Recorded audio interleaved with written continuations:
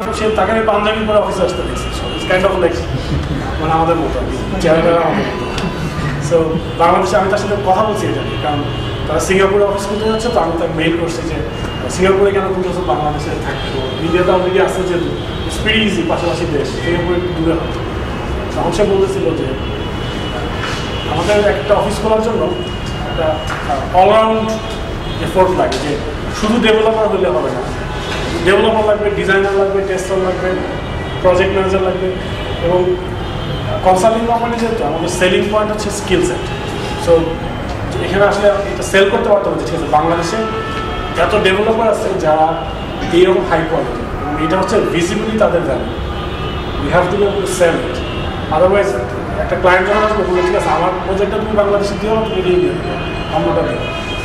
So যেমন সিঙ্গাপুরে national university, Singapore খুব ভালো একটা ইউনিভার্সিটি হিসেবে নিজেদেরকে এস্টাবলিশ করতেছে। সো আমার ফাউন্ডারের তার পয়েন্ট হচ্ছে যে আমি যদি ইউনিভার্সে 50টা ছেলে হায়ার করি, তাহলে আমার স্ট্রেট কাট সেলিং পয়েন্ট হচ্ছে যে আমার এখানে ওয়ার্ল্ডের টপ র্যাঙ্কিং ইউনিভার্সিটি 50টা ছেলে আছে। ইউনিভার্সিটি ছিল একটা মানে একটা বিগ হচ্ছে সিটি সিঙ্গাপুর তো সফটওয়্যার ব্যাপারে ন্যাশনাল ইউএস একটা বড় ব্র্যান্ড হিসেবে, যেমন এখন সাউথ কোরিয়া হচ্ছে চিন্তা করতেছে, সাউথ কোরিয়াতে চিন্তা করতেছে, কারণ সাউথ কোরিয়াতে Samsung, Hyundai, Samsung is becoming the largest, I think it's already the largest consumer electronic company. So এখন সাউথ কোরিয়া সম্বন্ধে ওয়ার্ল্ডের অ্যাজাম্পশন হচ্ছে যারা কম্পিটেন্ট পিপল, কিছু একটা আছে নিশ্চয়ই স্যামসাং থেকে কি এর সাথে কাজ করছিলাম অফশোরের সাথে, কারণ বলছে যে অফিস ক্লায়েন্ট অফিসে গিয়ে যখন আমি কাজ করতেছি এটা কমপ্লিট অনশোর, আমি যখন আমার কারেন্ট প্রজেক্ট আমি অফশোর, আমার অফশোর মডেল থাকে, এমন কোনো প্রজেক্ট থাকে যেটা অর্ধেকটা অফশোর অর্ধেকটা অনশোর। সো আমার কারেন্ট প্রজেক্টে হচ্ছে আমাদের part of team Seattle, part of team Calgary. যারা সিয়াটলে তারা হচ্ছে ক্লায়েন্টের সাথে, আমরা বাদবাকিটা ওরা কমিউনিকেট করে রিকোয়ারমেন্টস নিয়ে কীভাবে, আমরা ফ্রিকোয়েন্টলি ফ্লাই করি। সো যেমন আমি একটা কাজ করতেছি, যদি মনে হয় যে এটা খুব সিগনিফিক্যান্ট ক্লায়েন্ট ইনপুট দরকার, তাহলে হচ্ছে ফ্লাই ফ্লাই ফ্লাই তাহলে ইন্ডিয়া বাংলাদেশে কীভাবে কাজ করবে, আমাদের কাস্টমার থেকে নর্থ আমেরিকায়, আর এখানে যদি ডেভেলপার একসাথে থাকে। ইন্ডিয়াতে আমাদের কিন্তু 4টা অফিস, সো ওখানে এটা অলরেডি ওয়ার্কআউট করতেছে। ওদের কোনো ক্লায়েন্ট ইন্ডিয়ান লোকাল সব নর্থ ইন্ডিয়াতে আমাদের কোনো লোকাল ক্লায়েন্ট, ওরা ফ্লাই করে, ওরা হচ্ছে একই রেটে ফ্লাই করে না, কিন্তু যে কোনো প্রজেক্টের শুরুতে মোটামুটি প্রজেক্টের 10% টিম মেম্বাররা হচ্ছে ক্লায়েন্টের সাথে মিট করে, এবং পার্ট অফ দ্য প্রজেক্ট। এই ডিসিশনটা কে নেয় ফ্লাই করতে হবে, এই ডিসিশনটা হচ্ছে প্রত্যেকটা ক্লায়েন্টের জন্য আমাদের একটা ক্লায়েন্ট প্রিন্সিপাল নামে রোল আছে, যার কাজ হচ্ছে ক্লায়েন্ট রিলেশনশিপ ম্যানেজ করা। ইউজুয়ালি ডেভেলপাররা এইসব কাজে ভালো হয় না। সো ক্লায়েন্ট প্রিন্সিপালরা হচ্ছে এগুলোর জন্য ফান্ড অ্যাপ্রুভ করা, বা কে যাবে না যাবে, যাওয়ার দরকার আছে কিনা, এটা হচ্ছে তার ফুল টাইম জব। সো কী ধরনের রোল আছে ডিপেন্ডিং অন প্রজেক্ট, ইউজুয়ালি না মানে ওভারঅল তোমার কোম্পানিতে কত ধরনের এমপ্লয়ি, যেমন ডেভেলপার একটা শুনলাম, ডেভেলপার আছে, টেস্টার আছে, ডেভঅপ আছে, প্রজেক্ট ম্যানেজার আছে, তারপর হচ্ছে যেমন ডেভঅপ আছে, ডিজাইনার আছে, ইউজার এক্সপিরিয়েন্স পিপল আছে। সো আমরা যা যা জানি সবই সফটওয়্যার রিলেটেড সব।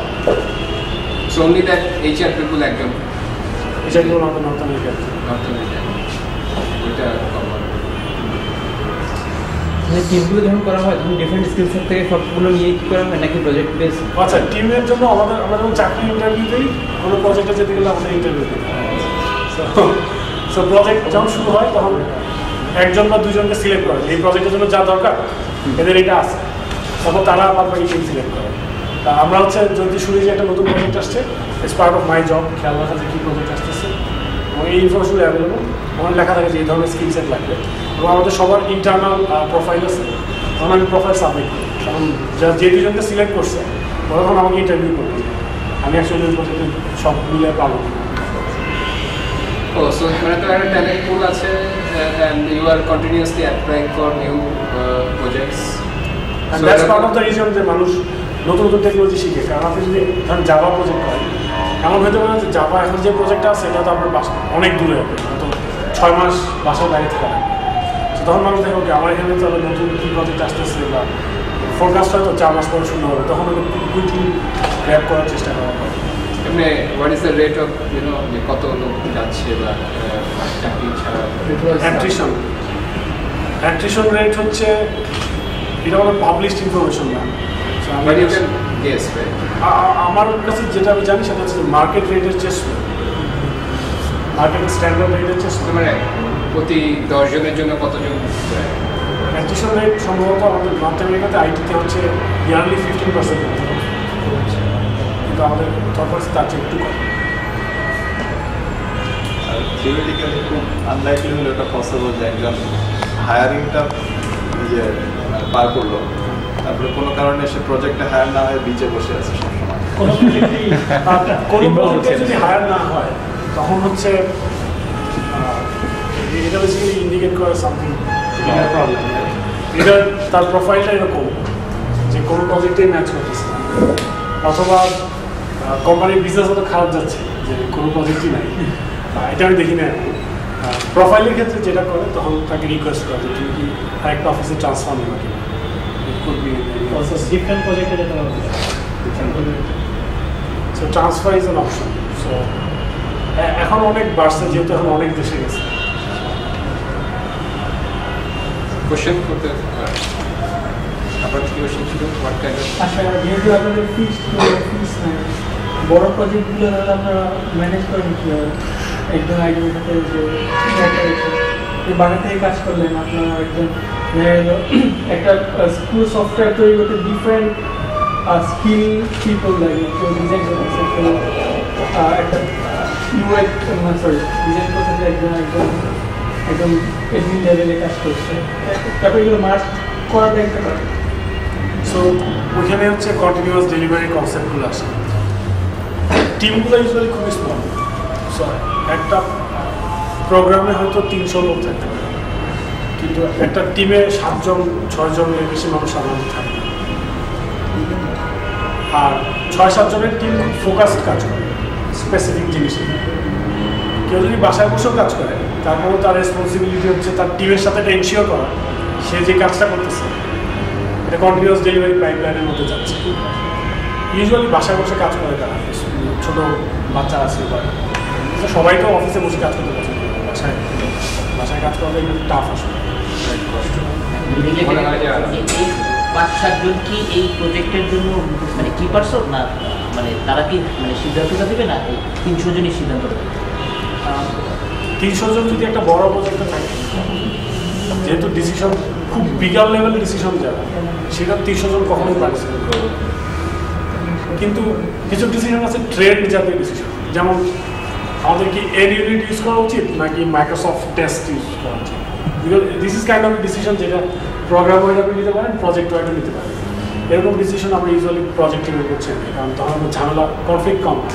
একটা টিম যেটা পছন্দ করেছে আর্কিটেকচারাল ডিসিশন, যে ঠিক আছে কয়টা সার্ভার লাগবে বা কী ধরনের টেকনোলজি ইউজ করা উচিত, একটার সাথে কীভাবে কমিউনিকেট করবে প্রজেক্ট, এই ডিসিশনগুলোর জন্য টিপিক্যালি একটা kind of pseudo architect group তৈরি করা হয়, যাদেরকে ধরা হয় যে স্কিলড এনাফ এরকম বিগ ডিসিশন নেওয়ার জন্য।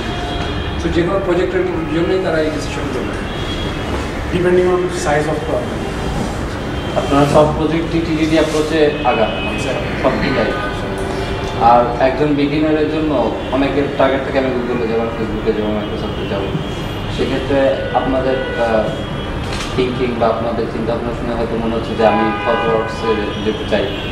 সেক্ষেত্রে তার হাতে রেফারেল সিস্টেমটা নাই বা সেই সাপোর্টটা নাই, তো সেক্ষেত্রে সে কী করতে পারে? একজন আমাদের হচ্ছে আপনাদের সাথে জয়েন করতে গেলে থ্রু আউট দ্য ইয়ার আমাদের হচ্ছে ওয়েবসাইটে জব ভ্যাকেন্সি, ইনফ্যাক্ট সব রোলের জন্যই থাকে, কারণ part of big company running is লোকজন যেতে থাকে এবং নতুন লোক হায়ার করে। আর আমরা অলওয়েজ আউটসোর্স থাকি, সো দেখা যায় যে নতুন লোক নেওয়া আমাদের জন্য ওভারহেড হচ্ছে না। সো আমরা যদি ভালো লোক পাই আমরা we can always afford that. So কেউ যদি নিজের আগ্রহে একটা সিভি সাবমিট করে, if it's good enough, in the website. So who sees it? এটা হচ্ছে আপনি এনিবডি ক্যান পিক, যে কেউ ওখানে দেখতে পারে, যে যাবে যাবে। হ্যাঁ আমি দেখতে চাই। যেমন যখন একটা পেয়ার প্রোগ্রামিং ইন্টারভিউ হয়, তখন আমাদেরকে মেইল দেয় যে এই ফ্রাইডেতে 6 জনের ইন্টারভিউ আছে, কে কে ইন্টারেস্টেড। তো আমরা হয়তো কেউ ইন্টারেস্টেড হই বা যার একটু ফ্রি টাইম আছে, যার বিচ টাইম আছে ইন্টারেস্টেড। বিচ টাইম একটা ইন্টারেস্টেড, কারণ আপনি অফিসে বসে থাকতেছেন, কাজ করতেছেন না, you feel bad by yourself, so you want to contribute in as many ways as possible. Bench টাইমগুলি সব হায়ারিংয়েও প্রচুর ইউজ হচ্ছে। So bench time certain time কতজন বিচে আছে? এটা অ্যাকচুয়ালি ইউজুয়ালি জানুয়ারি ফেব্রুয়ারিতে আমাদের সবচেয়ে বেশি বড় বিচ থাকে, কারণ হচ্ছে কোম্পানিগুলোর ফাইন্যান্সিয়াল ডিসিশন নিতে নিতে 1-2 মাস হয়ে যায় বছর শুরুর পরে, আর সবচেয়ে টাইট টাইম যায় ডিসেম্বর। সো জানুয়ারি ফেব্রুয়ারিতে beach can be as big as like 10%, ডিসেম্বরের দিকে ইট could B as small as like 1%। আমাদের ক্যালকাটা অফিসে এখন কারো বিচ টাইম নেই। তাহলে ওই প্রসেসগুলোর যে ওয়ার্কলোড সেটা কীভাবে বোঝা যায় যে আসলে সে বিচ টাইমে আছে কিনা বা কেউ যেহেতু সব কিছু সমস্ত গ্র্যানুলার লেভেলে ভিজিবল, এটা কোনো বিগ প্রবলেম হয় না, যে কারণ আমি এখন মতো দেখি না যে কেউ মানে 10-15 দিনের বেশি বিচ টাইম পাচ্ছে একটা। 10-15 দিন সবাই খুব পছন্দ করে, একটা কিছু দেখার ইচ্ছা করে না, এই জিনিসটা একটু ট্রাই করে দেখতাম বা সময় হয়ে উঠতেছে না, ওই সময়টাকে কখন একটু ট্রাই করে সবাই ডেন্টিস্টের কাছে যায় না। বাংলাদেশে আসে, বাংলাদেশে আসা যায় না অবশ্যই। একটা প্রজেক্টে যে একটা টিম অ্যাসাইন হয়, তারা কি ফুল টাইম ডেডিকেটেড হয় না তাদের অন্যান্য প্রিভিয়াস প্রজেক্টে মেইনটেনেন্স সাপোর্টও দিতে হয়? আমরা usually full time multiple project আমরা চাই না, প্রজেক্টগুলো তো আলটিমেটলি বড়, রাইট? কারণ এটা খুব টাফ আর কি, কনফ্লিক্ট অফ ইন্টারেস্ট হয়। মার্টিন ফলারের অফিস কোথায়? ক্যালিফোর্নিয়া। মার্টিন ফলারের কোনো ফিক্সড অফিস নেই, কারণ সেরকম হোম অফিস, কিন্তু সে সারা বছর ট্রাভেল করে। আচ্ছা, একদম বিগিনার লেভেল থেকে আমি যদি আপনি বলি, সেক্ষেত্রে আপনার এক্সপিরিয়েন্স থেকে যেহেতু আপনি সফটওয়্যার কাজ করছেন, টেস্ট ড্রাইভের অ্যাপ্রোচে কাজ করছেন, একটা ভালো ফার্মে আছেন, তো সেক্ষেত্রে মানে মিনিমাম স্কিলটা কীভাবে ডেভেলপ করা উচিত বা কীভাবে আগানো উচিত? কারণ আমরা তো সাধারণত হুমড়ি খাই, সফটওয়্যারের একটা কাজ করতে গেলে আমরা প্রোগ্রামাররা সব থেকে বেশি হুমড়ি খাই, সব থেকে বেশি শিখি, মানে ধাক্কি খেয়ে। তো সেক্ষেত্রে অ্যাপ্রোচটা কেমন হওয়া উচিত, মানে আগানোর স্কিলের ডেভেলপের জন্য বা সব কিছুই নিজের এক্সিলেন্সিটাকে ডেভেলপ করার জন্য? কারণ we want excellent always. Or different topic, বা খুব কুইকলি বলি, যাদের একটা ভালো প্রজেক্টে কাজ করার সুযোগ দরকার, তাদের জন্য অসাম প্রজেক্ট হচ্ছে open source project. Any open source project, it could be Linux, it could be Firefox or any other thing যেটা ওপেন সোর্স, এটাতে কন্ট্রিবিউট করা যায়। একটা ওপেন সোর্স প্রজেক্টে হিউজ ডিসিপ্লিন আছে, কারণ এখানে লাখ লাখ লোক কন্ট্রিবিউট করছে। টেস্ট ড্রিভেন ডেভেলপমেন্ট হয়, you have to be very discipline, you have to write good code, otherwise you code will break it. So it's a very good place to learn, এবং রিজুমের জন্য খুব ভালো। ইফ ইউ ক্যান সে যে আমি মজিলাতে আমার for example 100 commits accept আছে, it's a very good resume thing. Open source কাজ করতে না পারলে লার্ন করার জন্য উপায় হচ্ছে অনলাইন ফোরাম আছে। Stack Overflow is a very good place, you can start answering. Answer করতে না পারলেও অন্যরা কি আনসার করতেছে এটা দেখে শেখা যায়, অন্যরা কী দিয়ে কাজ করতেছে একটা আইডিয়া পাওয়া যায়। আর কোডিংয়ের কোনো বিকল্প নেই, প্রজেক্ট করতে করতে নিজের জন্য কোনো প্রজেক্ট করা যেতে পারে, দ্যাটস হাউ ইউ লার্ন। একটা লাস্ট কোয়েশ্চেন যেটা হচ্ছে টেকনোলজি অ্যালার্জি, মানে আমরা বিভিন্ন সিনিয়র যারা আছে বিভিন্ন টাইপের কমেন্টসগুলো ওরা ওদের পার্সোনাল ইয়ে থেকেই বলে, যেমন কেউ বলে যে তুমি পিএইচপিতে কাজ করলে তুমি পিএইচপিতে মানে মাস্টার হও, সব কিছুতে